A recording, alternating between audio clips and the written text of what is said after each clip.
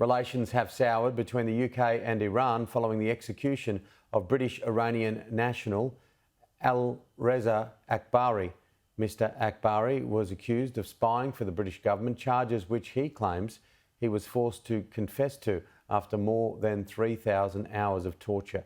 UK Prime Minister Rishi Sunak called the killing a cowardly act carried out by a barbaric regime with no respect for the human rights of their own people. The facts are disputed, but the consequences are clear.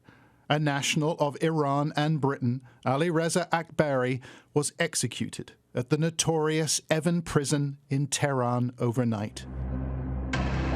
News of his death was broadcast to the country on national TV. Mr.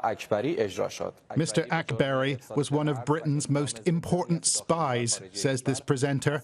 He knowingly sold secrets abroad, a claim that is vigorously disputed by his family. It is a political game. It was a political game. He was somebody that was involved with the regime from the very beginning of its foundation. He was holding senior positions. Somebody like that was dedicated to the country and to the regime. He was arrested in 2019, but details of his detention and death sentence were only revealed this week. Iranian television had the story, however, broadcasting this obituary. We see Akbari in this meeting, reconstructed for the cameras, speaking to a British agent wearing a blonde wig. Finally, the former official is seen signing his confession papers, although he told family members on the phone it was forced by means of torture. The judiciary system in Iran is in no shape or form credible, particularly to the outside world. So it's difficult to really assess how much of it is true, how much of it was indeed forced confessions. And of course, we have to assume that when he says he was put under drugs or he was tortured to confess to things, that there is something to it. This is the first time in decades that a senior Iranian official has been hanged.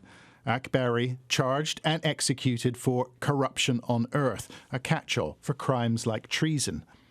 4 others have been executed after their involvement in anti-government protests, this time for waging war against God, and some think the two are related.